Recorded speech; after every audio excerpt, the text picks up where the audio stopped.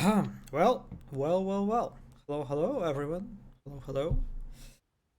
Uh, okay. Let's start, I guess. So, yeah, today we're continuing our playthrough of Stray. Uh, nice little game about a little cat that explores a little cyberpunk city, I guess. Today I'm a little bit of a little bit on a tired sort of side, so yeah, I guess the Stray is a good choice to play for today since it's most of the time very chill, kind of like a frictionless and cool game. And I kind of want to finish it on stream, on streams. So yeah, so today we're continuing our Stray playthrough. Let's start the game. Um, Last time, what do we had last time? I need to recollect some previous events.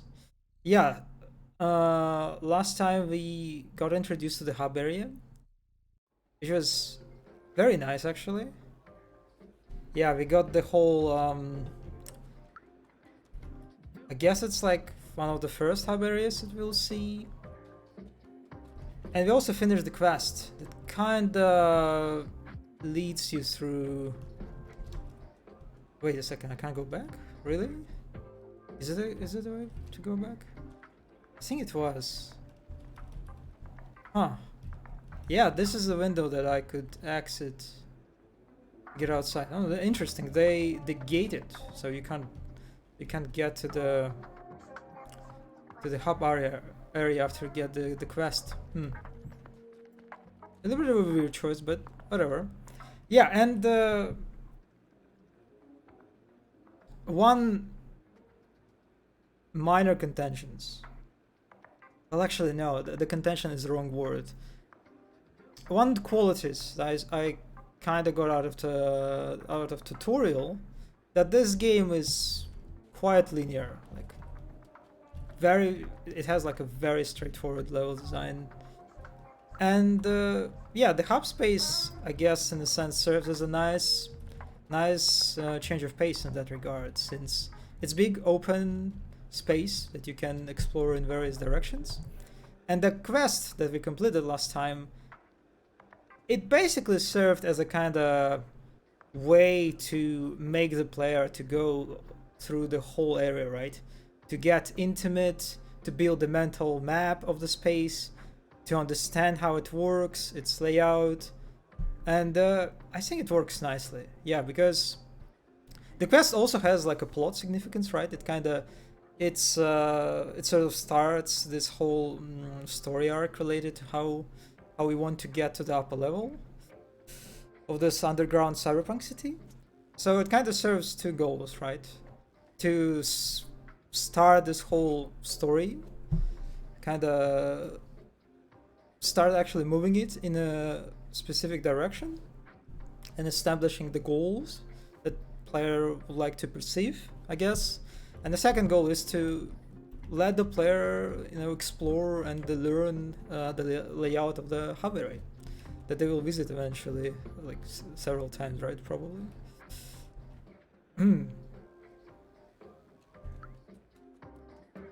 But now it looks like we're getting into the next section. Hello, buddy. God damn, I love this robot. Look at him. Look at him. Look at his drip.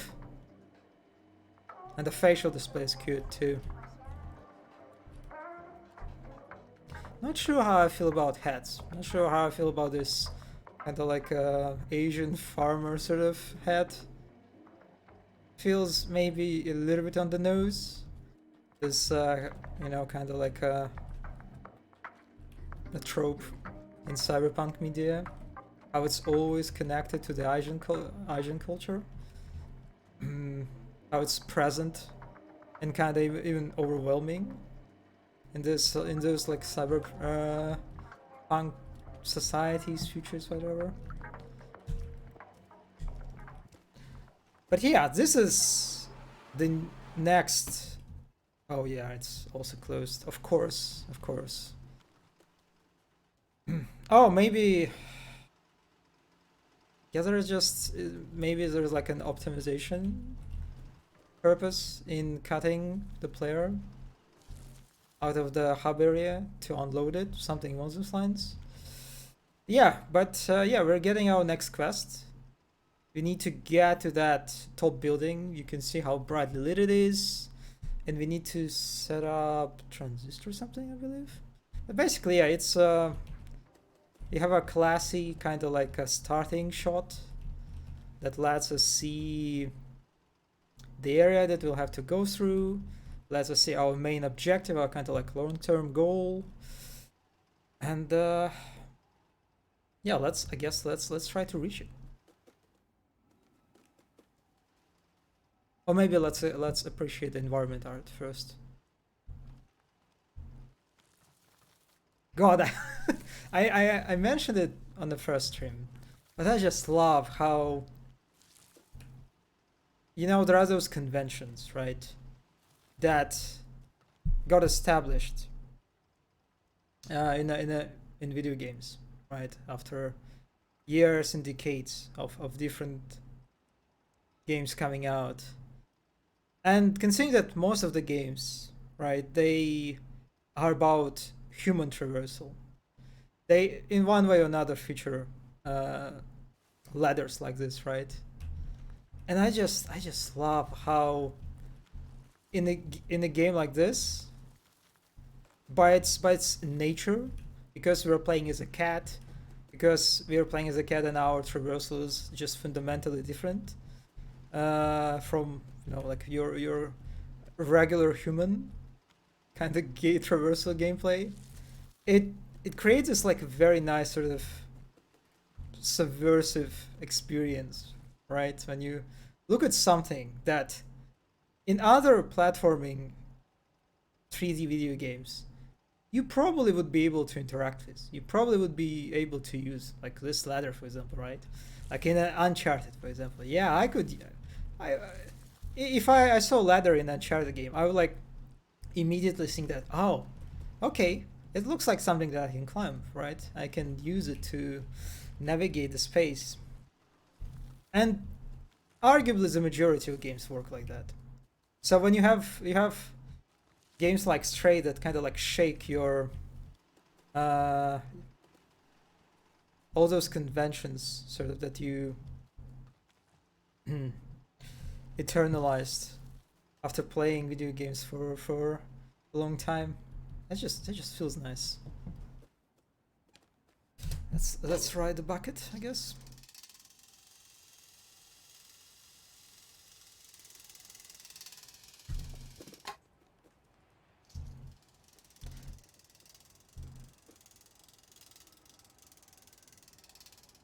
I wonder what's the world building that is going on here. What about these buckets? I guess one explanation that comes to my mind that this is a form of like a transportation of different goods, right, between different houses, since there is like an abyss below us. You just which I like, which I love actually. I can't even see what's below. Yeah, I guess that's maybe this is how these robots use this bucket kind of thingy. It's kind of like a transportation tool, which is nice. Again, nice when you think about like an interactive in-game entity like this bucket that serves as sometimes a shortcut, sometimes it's just as a means to progress. And you see, look at this and you think about it. Oh yeah, actually I kind of understand why these people that inhabit this world, they build this thing. It's just, yeah, it adds to the believability, I guess. Oh, there is a nice intriguing light, kind of radiating from that alley, I guess.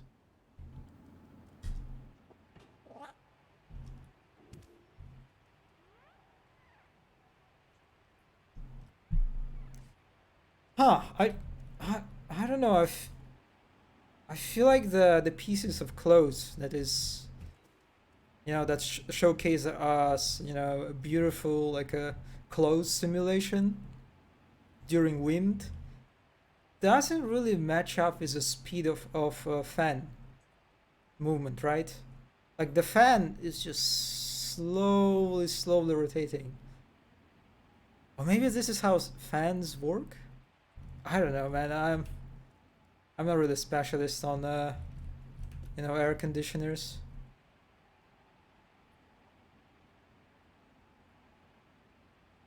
Looks a little weird to me.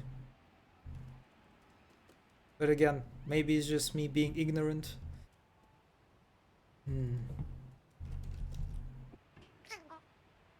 Oh, cute noises. Cute cat noises. Oh, okay. Okay, this is... Remember how I mentioned that I wanted, since I'm tired and I kind of want to play a chill game, and Stray is a good choice for that?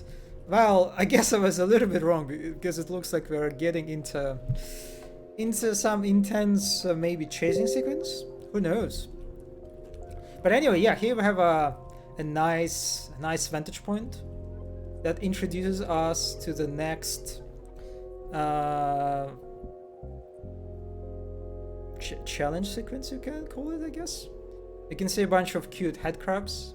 And by the way, I said it, I think, once already, but I wish we could play as a head crab. I think this game would be even more popular if we could play as a head crab, you know?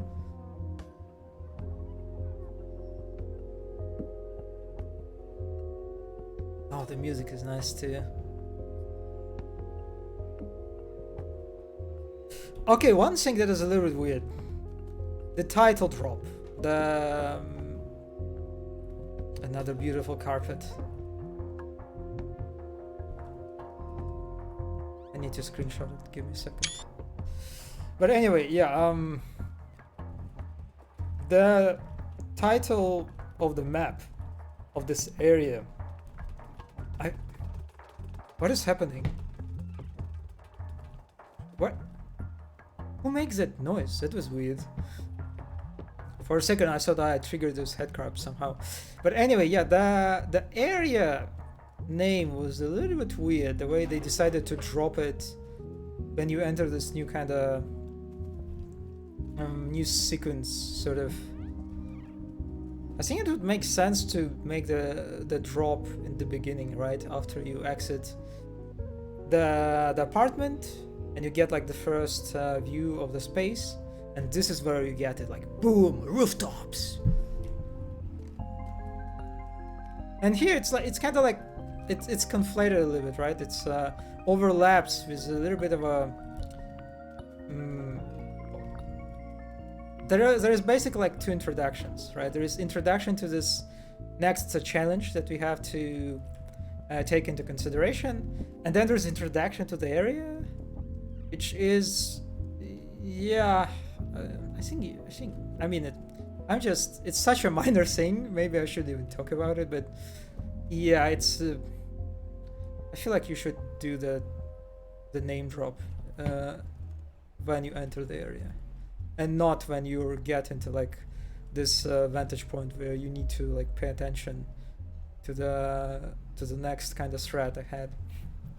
But by the way, I just love the lighting, like the coloring and the fog. Like holy shit, look at this fog like emanating from below, and how it's colored in this like a very dangerous. And this is to this area to, God, this is beautiful. God, I love threatening fog so much. But anyway, okay, let's actually think about it. So what are we doing here? Let's observe.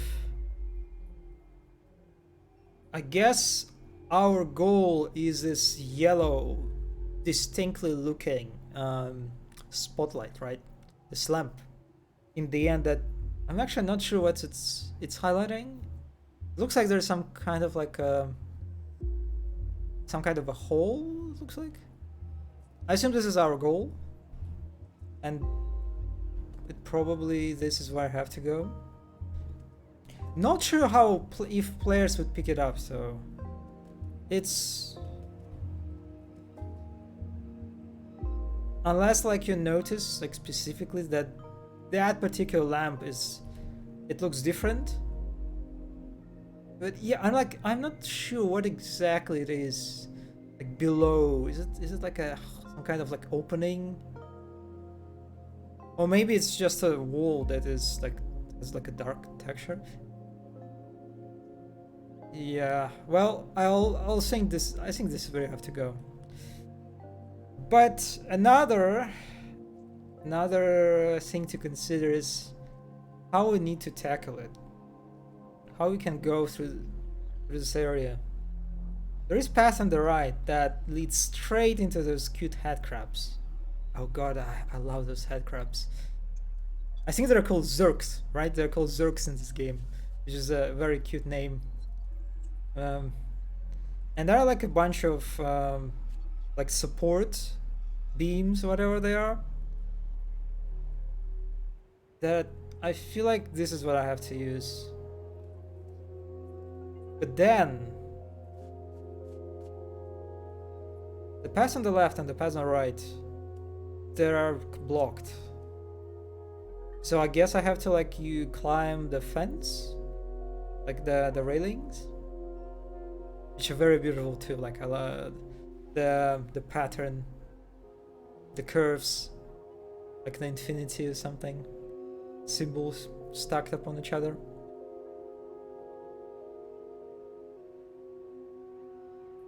Okay, yeah, let's take a route that goes through those like support beams, I guess, and see.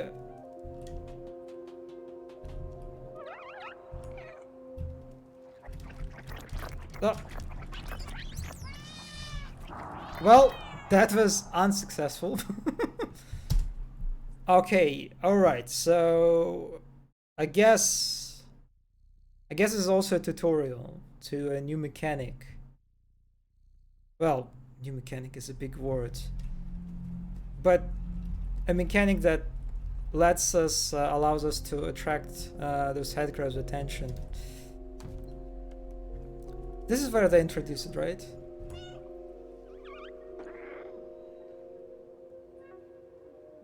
Oh yeah, okay. So this is much more straightforward.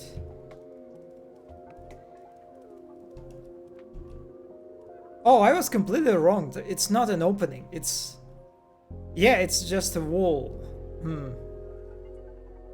It's just like some kind of piece of clothes or something that is dark. Okay, got it. Okay, this is kind of nice. This is kind of like I guess you can say it's a recontextualization. God damn it! I'll say that word. Recontextualization. I think that's better. Of a previously known mechanic that was so far basically decorative, right? It's the ability to make cat noises, to meow, to make meow noises.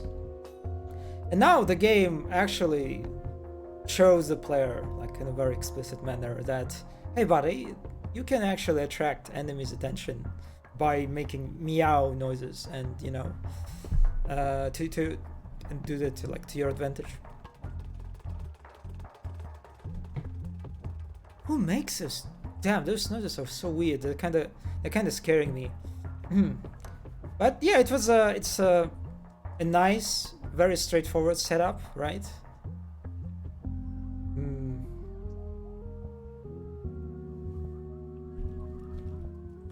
I think it works well.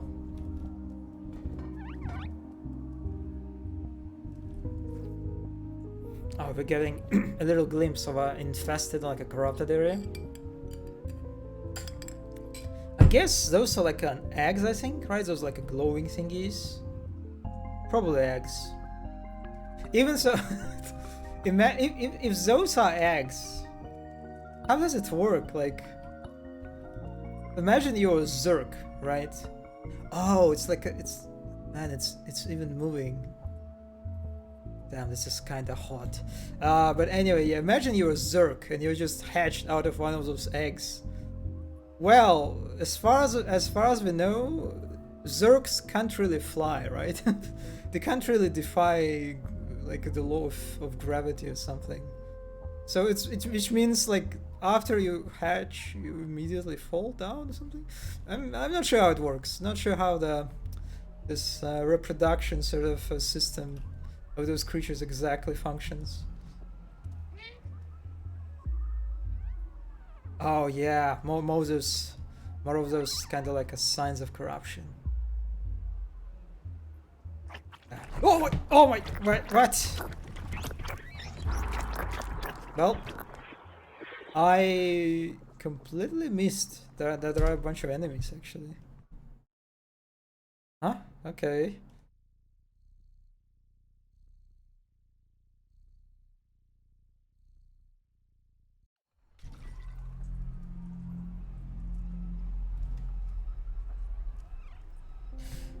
Oh, okay, this is where... Oh, yeah, this is a little bit weird how you can see that this group of Zergs, they're kind of obstructed by a bunch of like a trash bags or something.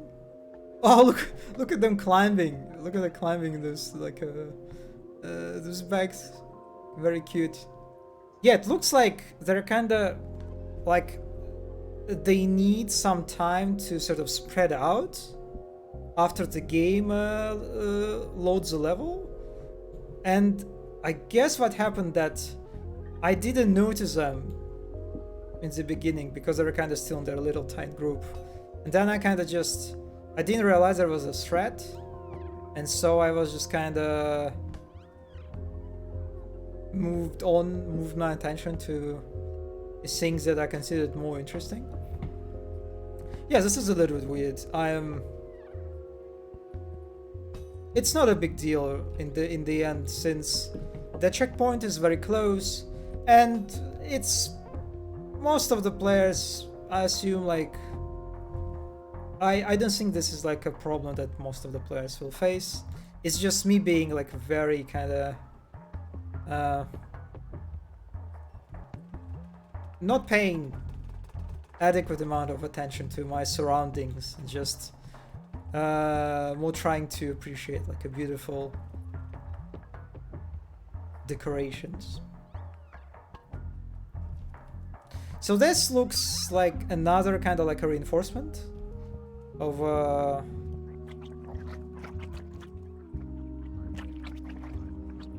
well, I just aggro them, so I'm not sure.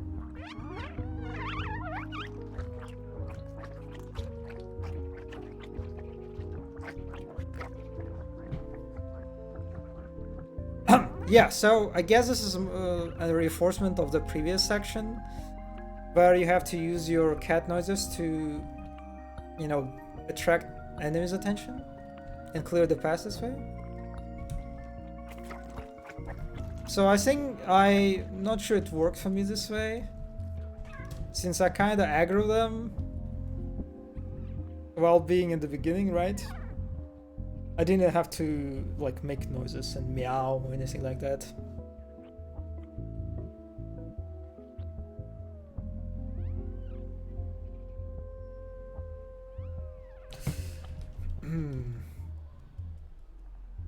Oh, look at this. I guess one thing that this area does in a good way is how it provides like a very clear contrast, right? That this is a dangerous space compared to the hub area, right? That is filled with lots of friendly NPCs.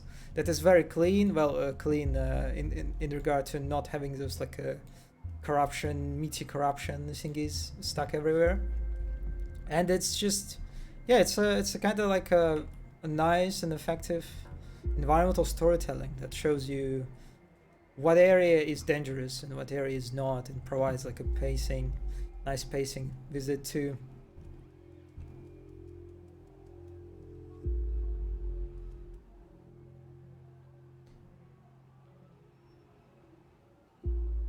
Man, I just love that they have like actual trees that grow at like that's stuck at to walls of some houses.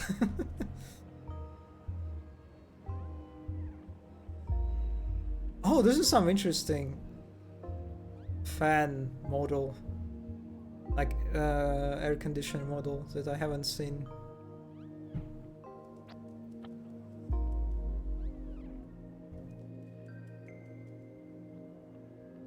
Man, air conditioners, they're such a beautiful assets, right? Like, they look detailed enough, and they just like aesthetically pleasing, I think, to look at them. They provide this like a level of detail, right? And they also just allow you to make those like very simple animations, right? Like a fan rotation, like this like a piece of clothes that's stuck to air conditioner sort of simulation too. That is just, it's it's so beautiful. Like, I think air conditioners are like one of the best assets, like one of the favorite assets of environment artists. Because they do everything. And they're very straightforward, they're simple, right? Well, I mean, relatively simple. But they do everything. They provide like they make the environment less static to feel aesthetic because of those like fan movements and like air simulation, whatever. And it's just, yeah, I love them. I love them so much. I almost love them as much as carpets, but I don't know. Maybe I'm a little bit biased toward carpets.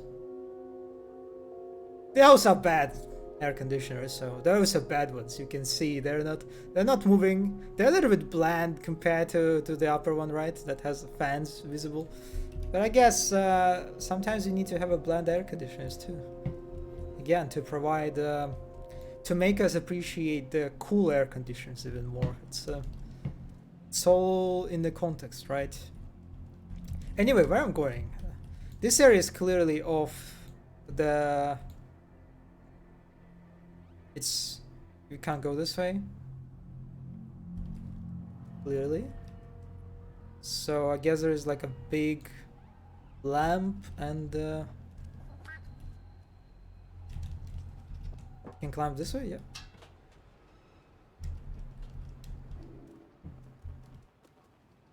Oh, what's this?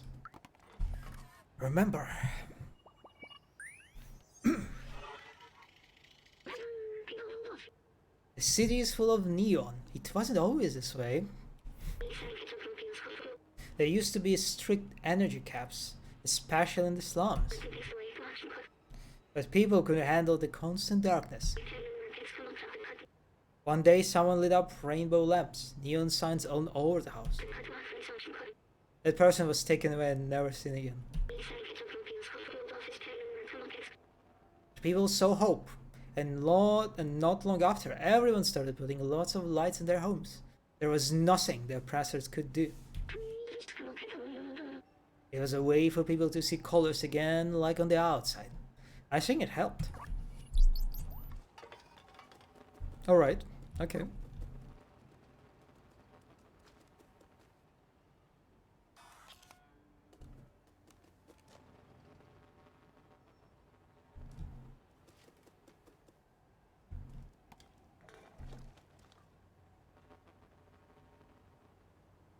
I wonder, this game, as far as I know, like, one of the big sources, maybe like one of the main sources of inspiration for this, like, for this cyberpunk underground city is, how do I pronounce it? It's a Kowloon city?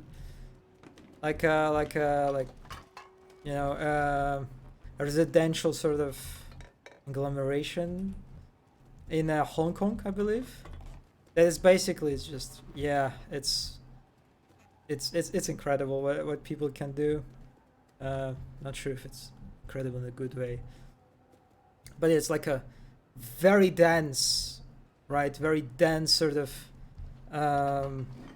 group of buildings stuck closer together, and that that inhabited like by a huge amount of people, and because the buildings and that they're so dense, they're so big. I think one of the like in certain areas, maybe like even in the most areas parts of that quote unquote city, the sunlight couldn't even get inside, right? So it's I wonder how people that lived in that kind of conditions, how did they manage? How did they handle the darkness part, the lack of sunlight problem? Did they use neon signs or something among those lines? Is that like another thing that this game maybe was inspired, sort of, and decided to implement as a part of its kind of like world building? Yeah, I don't know. I watched like a few videos, I think, right? That didn't really cover the topic in a great detail. It kind of more provided more overall sort of what's the story about? This is a cute sign. Do we have to climb it? Can I climb it? Can I climb this giant barrel? God, this barrel is sick.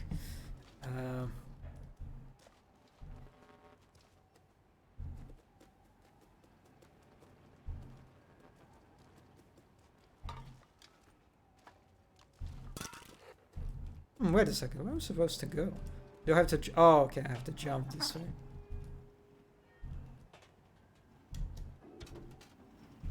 And now this way, and now...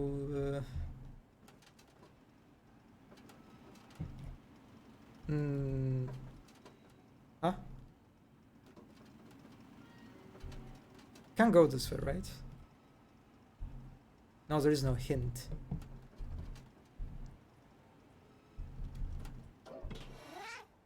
Oh, okay, so that was a little bit of a little puzzle, I guess you can say.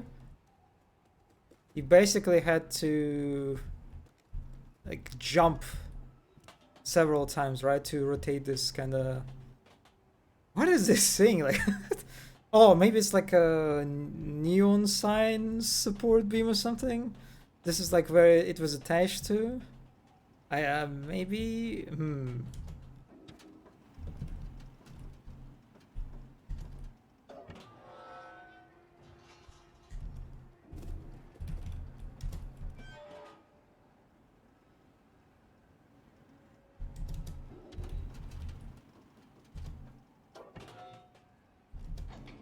Okay. I think this is the first one of that kind of...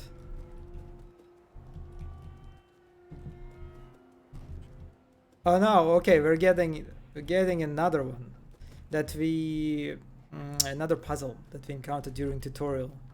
And the puzzle was basically about getting into this barrel and as a hamster in the wheel, you know, kind of manner to push it. But I'm not sure what I'm supposed to do. If I... Oh, I guess I need to get it close to that beam and use it as a...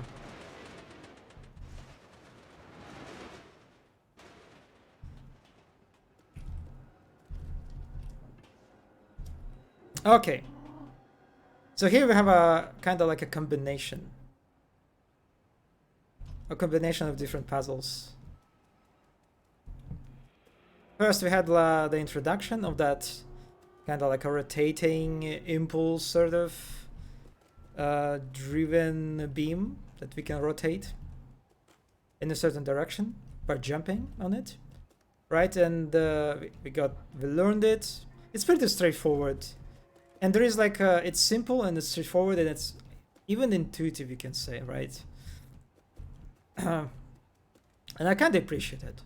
I think there's like a certain elegance in puzzles that you don't need like an extensive tutorials, an explicit hints. You don't need to have like a previous knowledge of how all the like parts of the tutorial or not tutorial, of a puzzle work, like let's say Talos Principle. I think that this game kind of comes to mind, which is a great puzzle game, by the way. But it's like it's a puzzle game. It has like lots of different sort of gamey, abstract mechanics that slowly pile up and get combined to create even greater sort of challenges for the player. Here it's a puzzle that you don't need any hints, right? You don't need any messages. You just kind of get it simply by the nature of like moving through the level, which is, I think it's a quality that is just you have to commend and appreciate, especially in a game like this. Ah, the pipes. Lots of pipes. Look at this pipe. Look at this big fat ass pipe. Look at these beautiful scene pipes too. I wish the walls were red or some other contrasting color. But you know, that can confuse the player, right?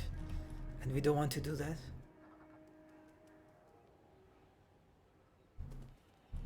But anyway, let's get on.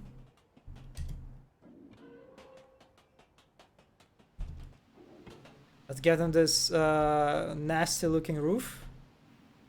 I kind of don't even jump. I don't even want to jump, you know, down here.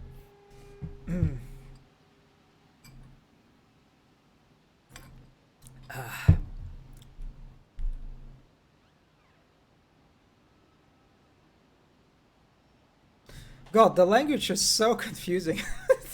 It's like the robot language in this game. It's so confusing because it constantly gives you this impression this is like a some kind of like a katakana maybe, and sometimes when I see like a new sign I'm trying to read it. I'm like, oh, this is kind of looks like a hair symbol, and this one kind of looks like a G sort of. No, that's it's mirrored sort of, but yeah. It's just it has like a weird, interesting kind of like a mind fuck quality to it when it sort of looks like you can read it. It sort of looks like an existing like Asian language, but it's not.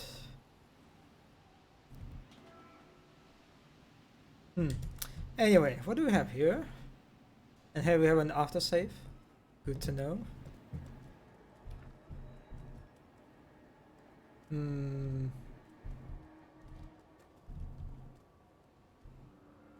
I move it? Nope. Probably need to jump. Oh, this is the way.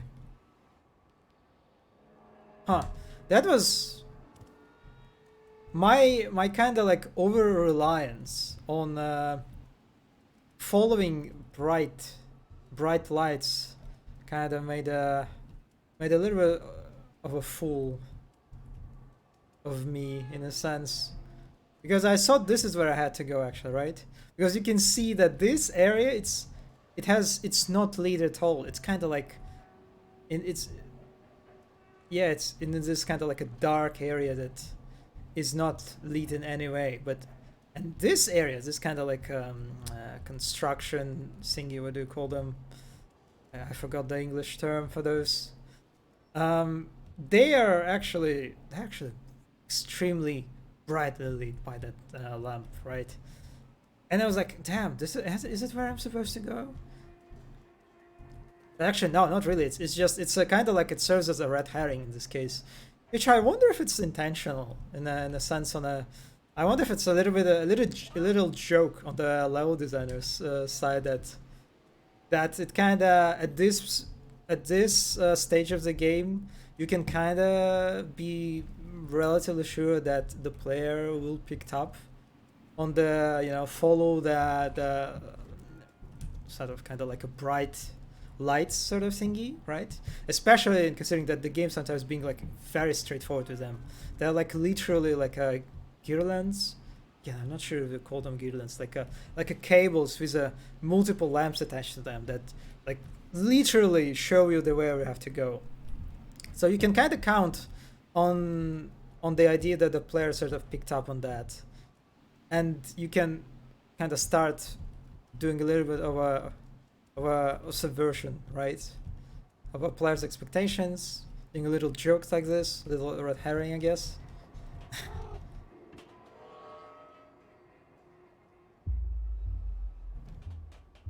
Oh, what's this music? Oh, we're getting into next some kind of challenge area. I see no headcrabs, so no Zerks.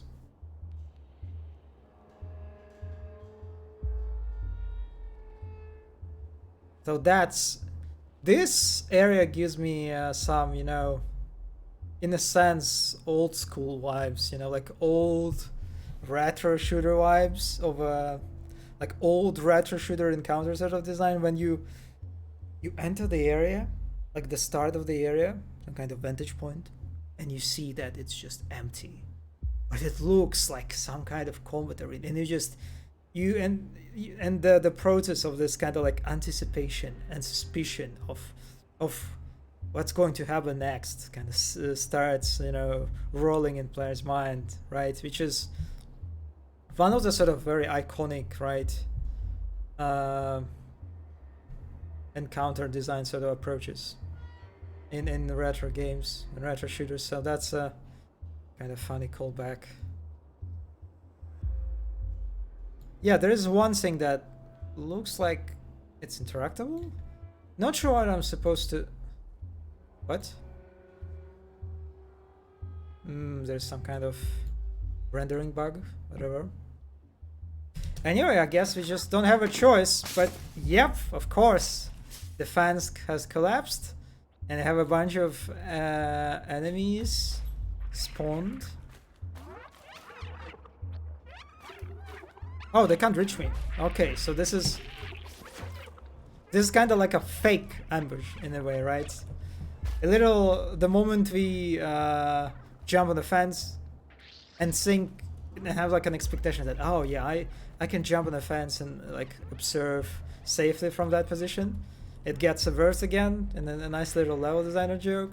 Of course the fence falls the moment we land on it, and then we get this like a kind of like a quote-unquote ambush spawn of enemies that we were kind of anticipating and were like suspicious about.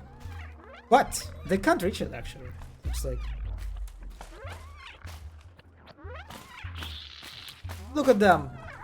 Oh, and they have like a little mouse under their big cute eye. You can see it. Ah, look at them, such good babies. Want to devour me so much. Damn, this is great. I think I can look at this like forever.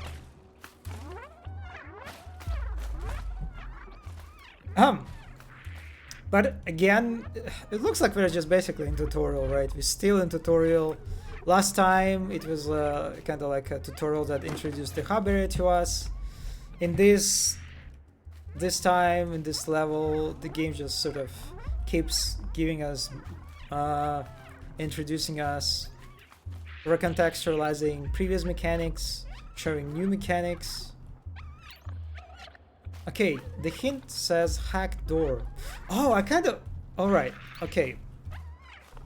I like what this game does. There's a hint.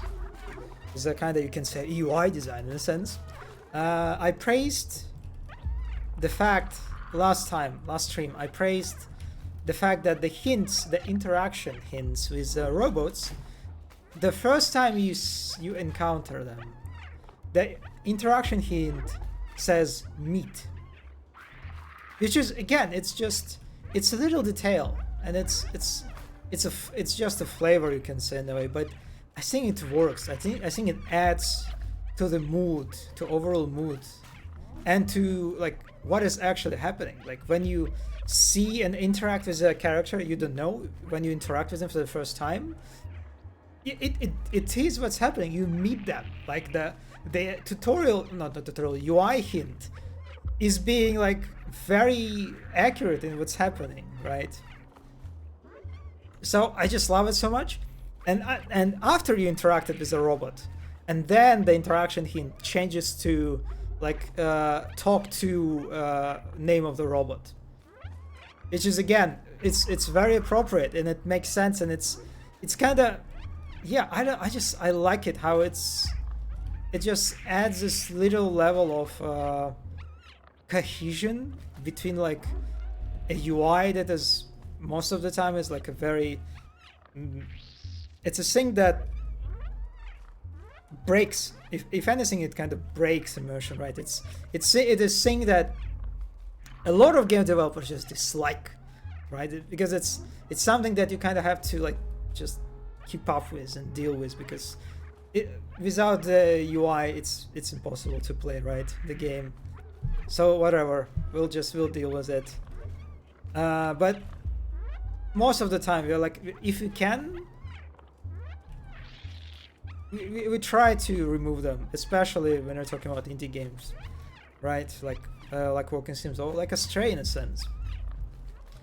And this is like, I think such thing as a diegetic UI basically stems from this very strong sentiment, right? This kind of like fundamental not confusion, frustration that a lot of game developers have with this with the nature of interface, with user interface.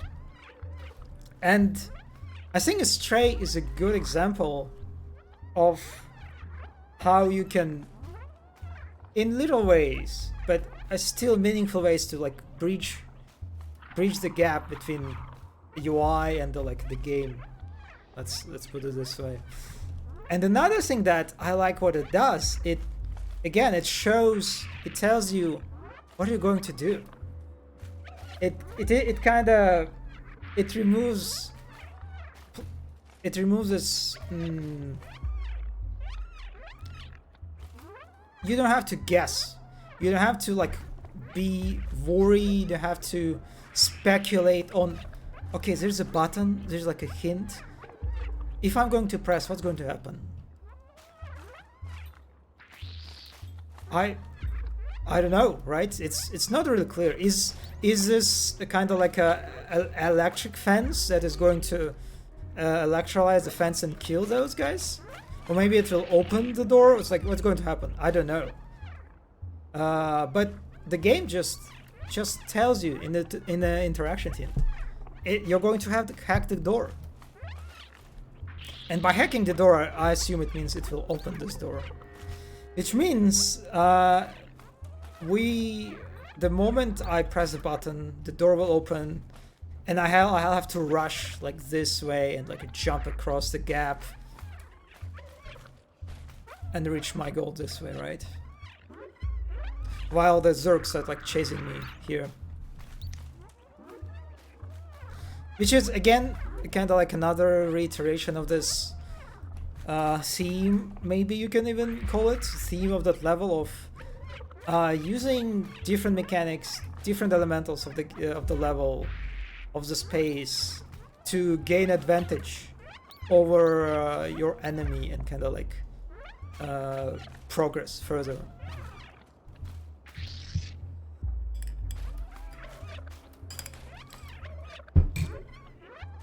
Actually, wait a second. I can see there's a barrel that I can roll. Huh. Oh, whoa. So maybe I need to...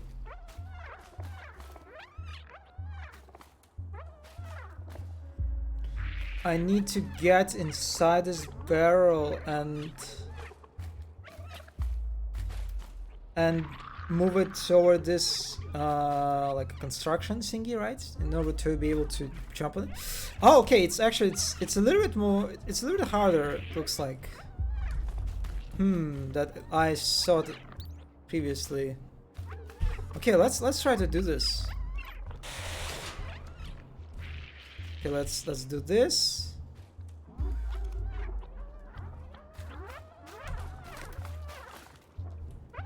Okay, so I opened that door and closed that one. It looks like some kind of checkpoint, right?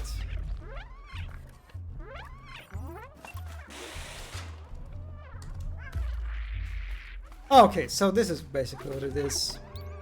Yeah, and we kind of locked them off. Okay.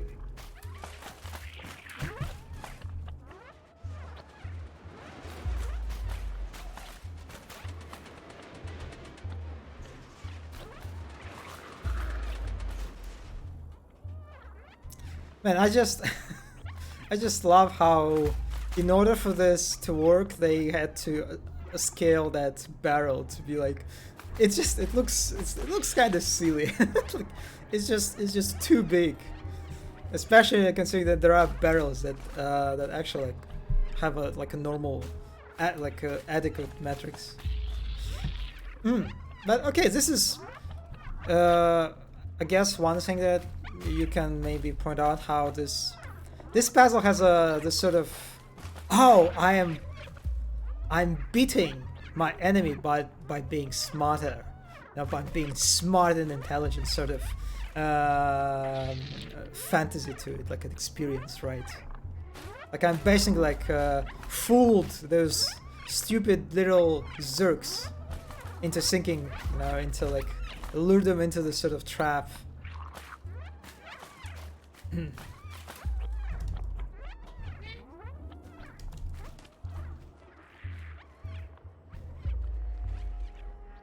Which honestly I'm not really sure it works.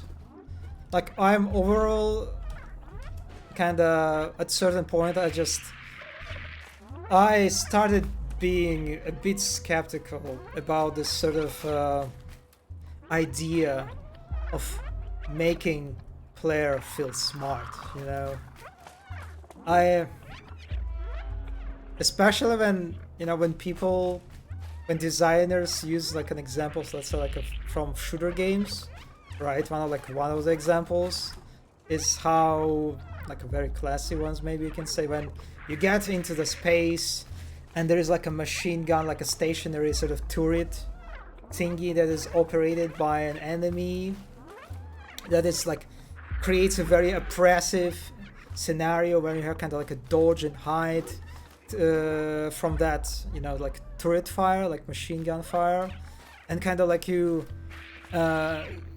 find kind of like a flank route around the enemy, and so like eventually kind of get behind those guys, this enemy, and you like kill them, and you get access to that sort of to this turret, and now the situation is reversed. And how some people refer to scenarios like this, like, oh yeah, I'm making a player feel smart and like feel good about themselves, how they kind of like trick the enemy, like overcame them or something like this. And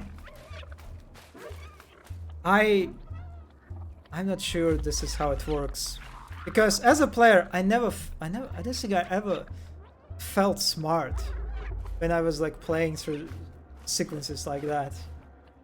Or honestly, I didn't really feel smart like by beating this sequence, because it's so simple, it's so straightforward, and I don't know. There's a level of satisfaction to it. It's like a nice simple like a tutorial puzzle, but I think as a player, judging from my personal experience and from like testimonies, I guess you can say, of players of other players that I heard, is that players feel smart, actually smart, when they manage to find some kind of like let's say a hole in the game, right? Some kind of like abuse of mechanic, like some kind of like exploit in the game. This, where I will say players actually feel smart. But yeah, I think it's super hard as a designer to like to create an encounter puzzle that just, well, maybe we're talking about like a classical puzzle, it's more manageable, but if we're talking about like action games, shooter games, platformers, I think this is we're kind of engaging as a designer, a little bit in a sort of a little bit in a visual thinking, you know, when we try to frame this kind of encounters, like yeah, and after the player finishes this set piece, they feel smart about themselves. They have this feeling of being intelligent and you know, it's tricky and beating the challenge by using their intellect or something. But anyway, it's kind of like a random thought that came to my mind.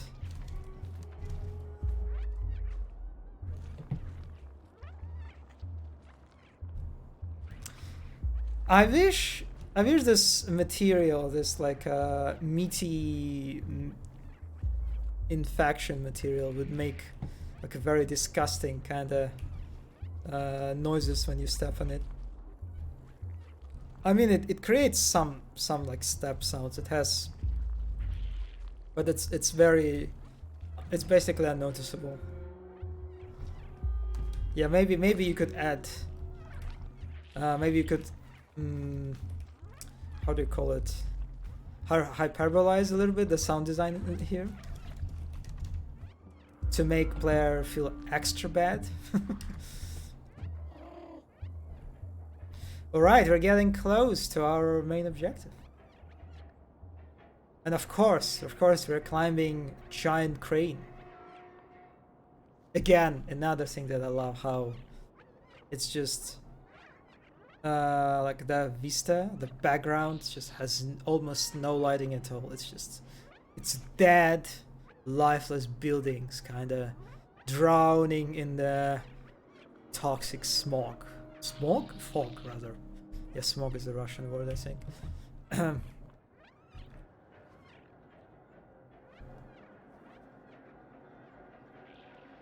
God, it just looks good.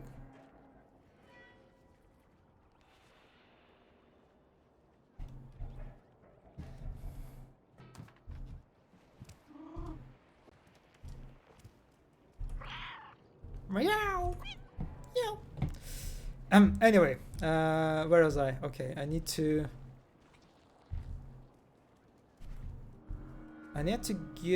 get. Wait a second. Where am I supposed to go? This way?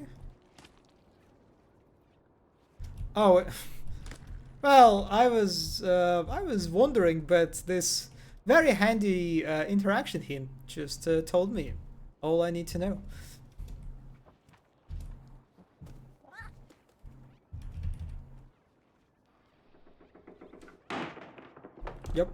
Yep. And it's kind of, it's one of those things that you can call it like a critique that I raised several times, like during previous streams. During like the first stream, is how overall I don't think I really like the contextual traversal system in this game, and how it's just the interaction systems too, right? How it's, let's say this room, right? Okay, I got down here and I started actually engaging with space. I started looking around. I started like kind of trying. I see that there is no like obvious path, so I'm like, okay, how do I progress? Where I need to go? Like, what should I do? And I started kind of like looking around. I started thinking. I started sort of trying to, you know, just. I tried to engage, right, with this environment, and actually pay attention to it. But the moment I looked up into this direction and noticed there is a hint, the interaction hint, I just like, oh yeah, that's okay, this is where I'm supposed to go. And it just feels not good. It just feels like I was like solving something, right? I was solving some kind of spatial puzzle. I was immersed, I was looking around, and then I looked at certain spot and was like, and the game is just, hey buddy, yeah, you don't have to do that. Just climb up here and press this thing, you know, and you'll progress. And it's it's so unsatisfying. It immediately reveals uh, the solution, right? Yeah, I don't know. This little area left a bad taste in my mouth. And also, it's just a little bit awkward how this plank is located out of your sort of player's expected camera, right? View, because it was outside our camera view. It was kind of like up above, so. Anyway.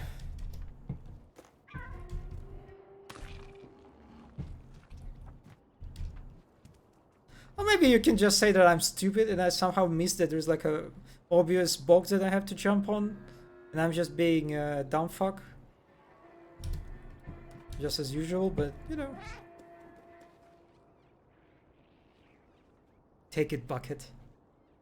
God, I'll say that. I started hating buckets in video games after Stanley Parable Deluxe Edition came out. I just disliked the bucket joke in that game. And new content is basically just bucket jokes. And it's, yeah, I know I'm being very, very contrarian in this case, since most players clearly love the bucket content, you know, but you know what, I can't like what I can't like, right?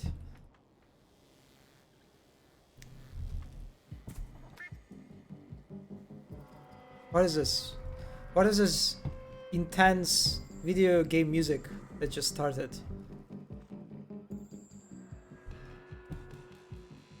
God, I just love how this texture is moving. It's kind of, it's a little bit misaligned, as you can see. It's like in this particular case, you can see the seaming. It's still beautiful. Okay, it's beautiful. It's gorgeous and it's hot, and I want to bite into it.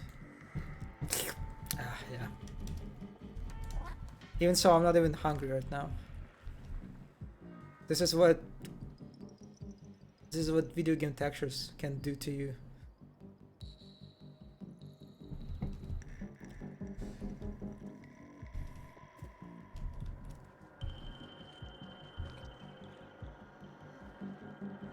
Human personnel only.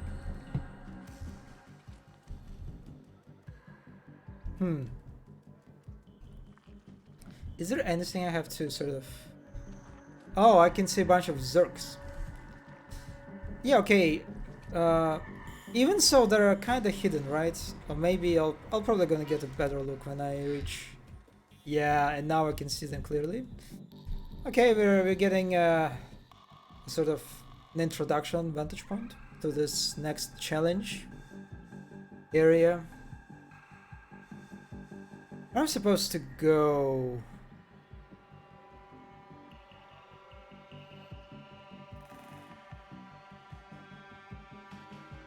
I assume this way, where the lamp, like a portable lamp, is located. I think I can make the jump. Actually, there is some kind of like a lead spot behind this column, but I can't see very well, right? Because the column obstructs my view, so it kind of adds this level of uncertainty that I sort of think that this is where I'm supposed to go, but there is something else that kind of might be my end goal. But anyway, so what are we going to do? I'm going to jump down, going to make meow noises, attract this guy's attention maybe, and run through this pile of pipes, and then turn right. Let's execute that gamer plan.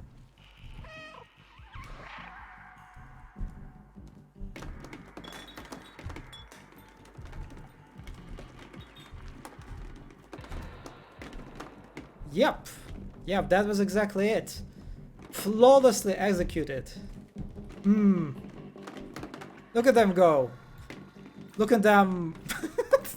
Look at them destroying these containers, like plastic containers, boxes.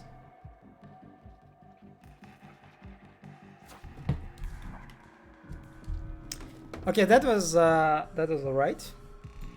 And this is our next goal, it looks like. And this one is actually this setup looks even simpler at first glance, right? This time we're not even dealing with like a several pass. It looks pretty straightforward. Jump down, make meow noises to attract enemies' attention.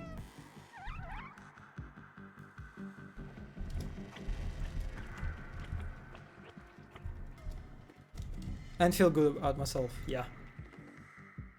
Yeah, that interesting. The first part of that sort of like a puzzle felt harder than the second one, so that's interesting choice pacing wise.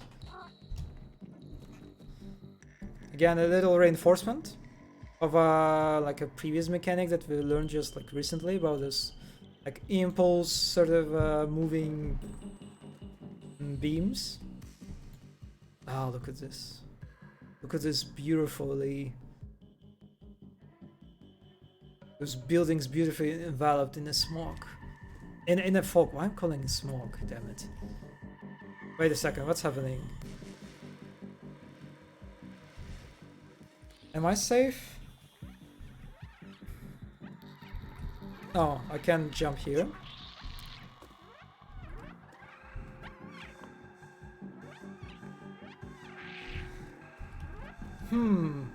Okay.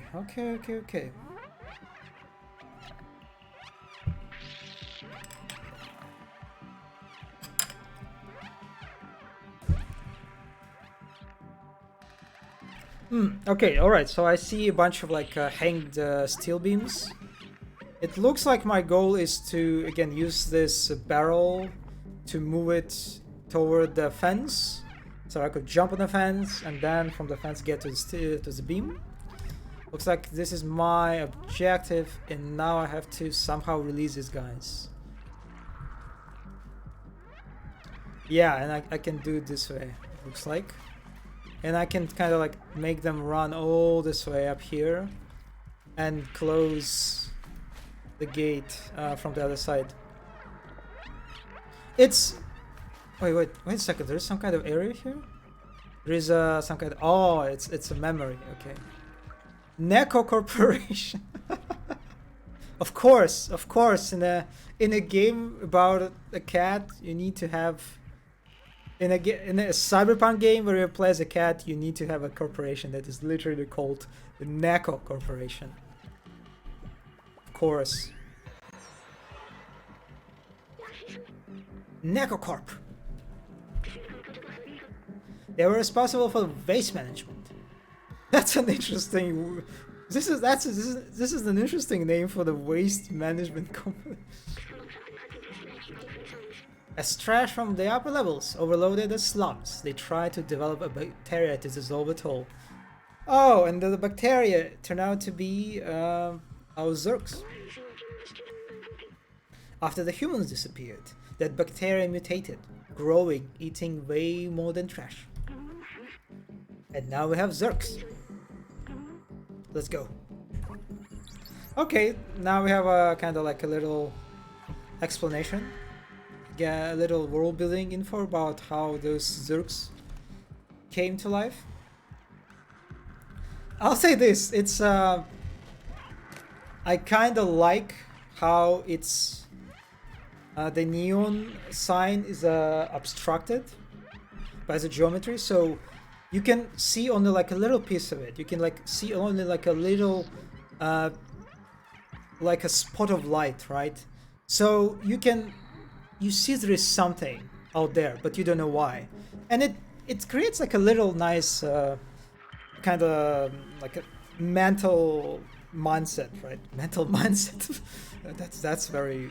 It's a little bit of a redundancy here. It puts players a nice mindset of not knowing what to expect, but seeing that there is something, but it's not clear what it is. So and it creates this like a ground for guessing work, speculation, but like this, it kind of like a fires curiosity, right? A little curiosity in the player. It's just again, it's a nice little piece of a level design. You can say that it's such a like a small exploration area, right? But it's done in just the right way. And another thing that I'll maybe critically is how it looks so on the nose. Like you have this completely corrupted room. Every piece, every wall, every fucking thing in this room is maybe except this barrel. This barrel is a hero. Everything is covered in this meaty infection thingy. Except the sign. Except the sign that got preserved in the most intelligible manner that you can clearly see what it says. Just like, yeah, it's this one. It doesn't destroy my suspension of disbelief. It tickles my suspension of disbelief. It's just kind of like, man, come on, it's so the nose. At least make it to be covered, at least partially in this like infection, in this corruption thingy, right? Like, don't. Why would you do this? Why would you like put it right into my face? Come on.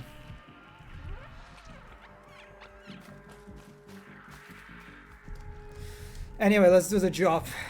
Let's be a smart cat again. Wait a second. No, I had to push the button first.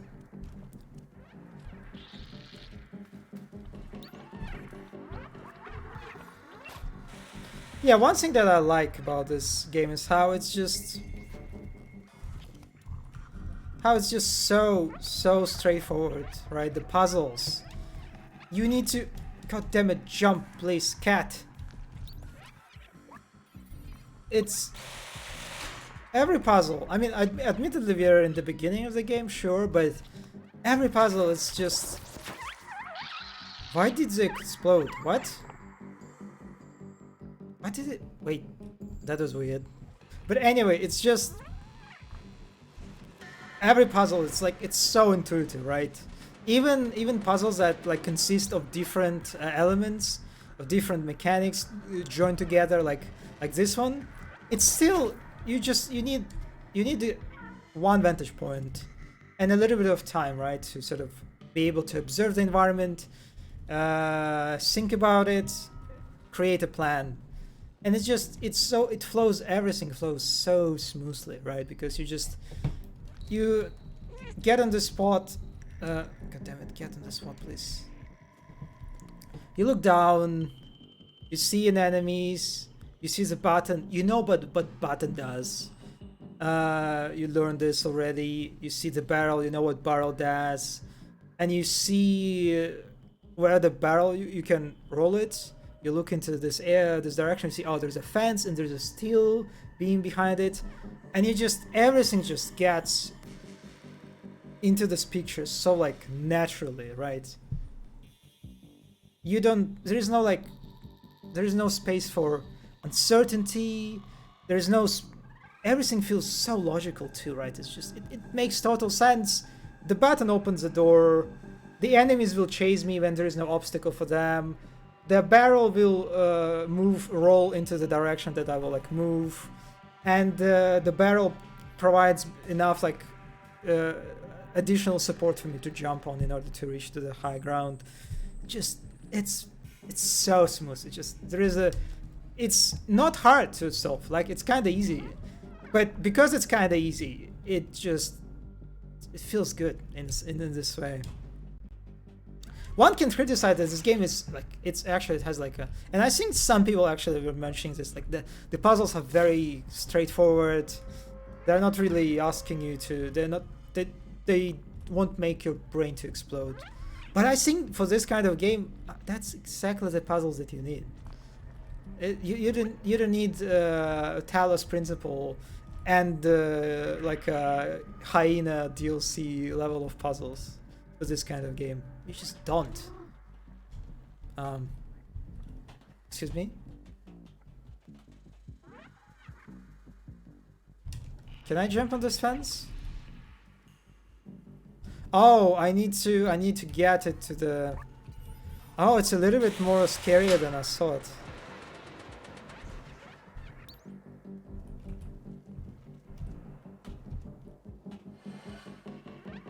Or maybe not. I guess Zooks are really just dumb. But it's okay. They're cute. They're cute that way. Oh my! Oh my! Op! Op! Op! Op! Op! Op! Where I'm supposed to go? This way? Yeah, this way. Yeah, this way. Yeah, this way. Yep, yep, yep, this way. Whew. Okay, that was kind of nice. That was a... that was a nice sort of like a reaction-based challenge. That just... I think it's nicely placed. Like all the puzzles so far, like most of the puzzles so far, they were like very classically made, right? That there is a vantage point at the beginning of the puzzle area. You get to the vantage point, you're in a safe spot. No one like can harm you. You can think and observe and formulate your plane in a safety, right? It's a very classy design, level design, you can say. And here, after like we've got a bunch of puzzles designed this way, made this way. You get into the spot where you enter the area and you see like there's immediately enemies like approaching you, and there is no like, there is a clear path from the enemies to them. You kind of like you're put on a spot, right? You kind of like you have to react immediately. You have to do something immediately in order to survive. Oh, that's just the pacing wise. It's a good challenge sequence, I think. We're getting closer and closer. Yeah, this feels like some kind of like a finale, you know, this level. Like challenge-wise, it feels like a final boss fight of this level to me. And it is spooky. It is spooky how there is no one. It is just no one. Okay, where we're supposed to go? I assume I have to reach this area, this elevator, but do I have to call it? Oh, okay, I see. I see the lever that I need to press, it looks like. And there is a cable that goes from that lever to that generator. Okay. I'm kind of getting what this is about. I can feel it in my brain, and I assume when I press the lever, the elevator will go down. And I just kind of have to survive while the elevator approaches, descends. I kind of have to kite Zurks maybe while it happens. One thing that is a bit weird to me, that it's a little bit abstracted, right? It's... I mean, I guess there is like some kind of like a highlight thingy on it, so you can see it better, but it's a little bit weird how we haven't encountered any levers, right, in this level so far. We encountered buttons, but not a lever, so that's a little bit weird, this throwback. I'm not even sure we actually interacted with levers like that before. I mean, it's the advantage of the lever that it's just, you look at this and you kind of like intuitively get the affordance, right, that this object provides. And then there's like a cable that you can follow and kind of get the idea. So I guess it's not a big deal in the end. So anyway, let's start. Let's press the lever. It's now that I think about the setup is a little bit gamey, right? There's this lever that is placed so far away from the generator, and it looks like the purpose of this lever is exactly to power up the generator. like why would you do it this way? And it's like it's located right in front of the elevator, right? So you could see it. Like the moment you press it, you can. Oh, I won't be surprised if our camera will just like move a little bit to get the elevator in the focus. Yeah, it's a little bit gamey. The setup is it's a little bit gamey, but it's okay. Oh, we actually are getting cutscene. Oh, look at them. Okay, there is a pass on the left.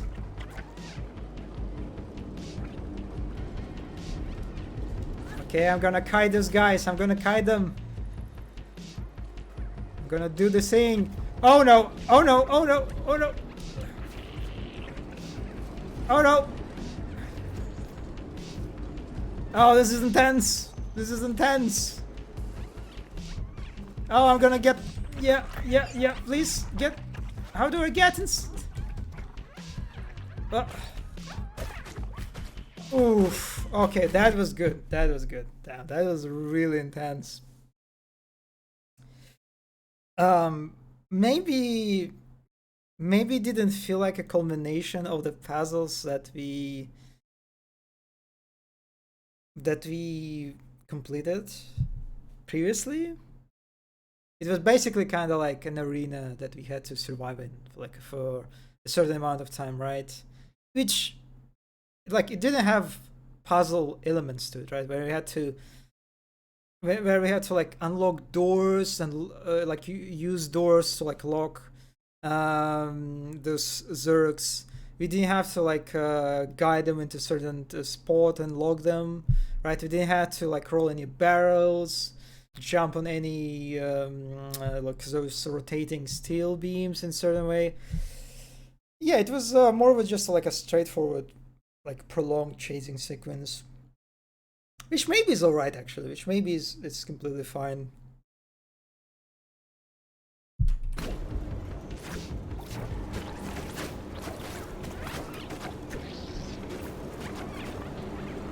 Yeah. Can't get me. Can't get me.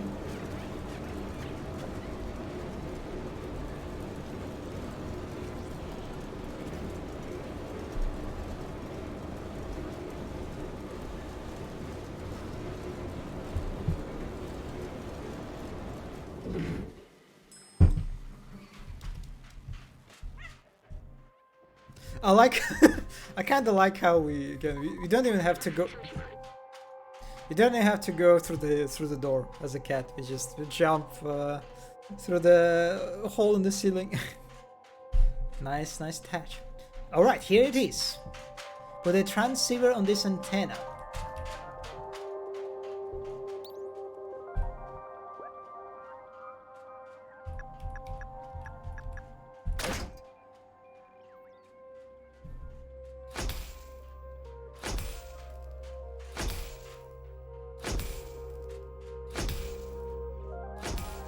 Oh, look at this beautiful vista of the hub area, looks like.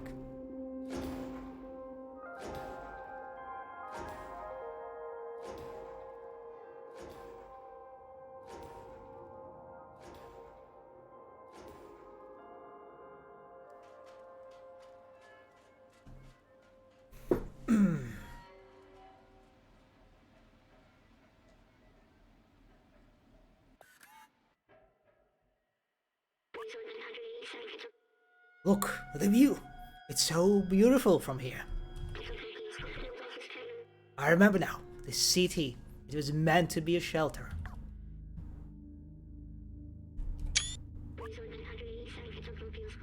Those look like stars, but they're only lights mocking the hermetic roof ceiling of the city.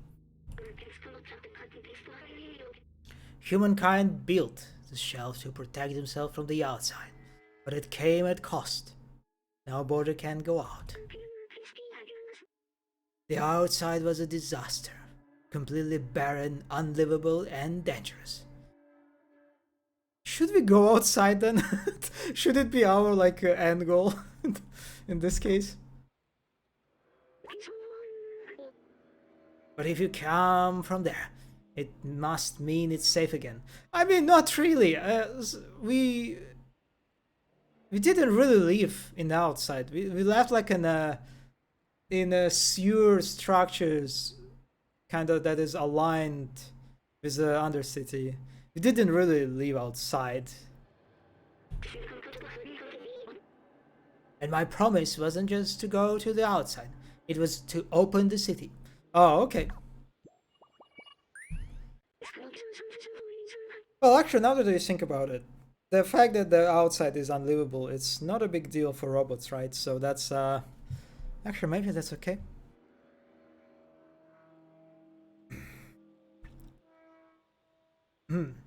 I still don't understand why some memories are coming back and others aren't.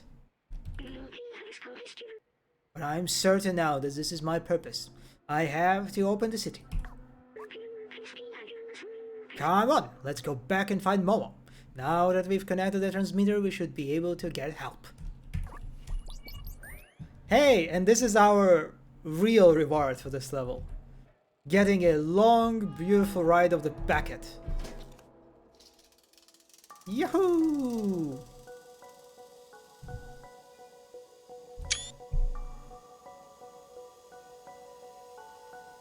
Wait, what? We are not getting to the end? Come on, I wanted to enjoy the ride. Ah. You didn't have to shortcut it like this.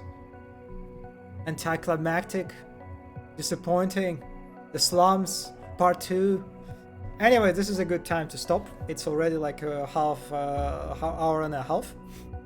And that was the rooftops.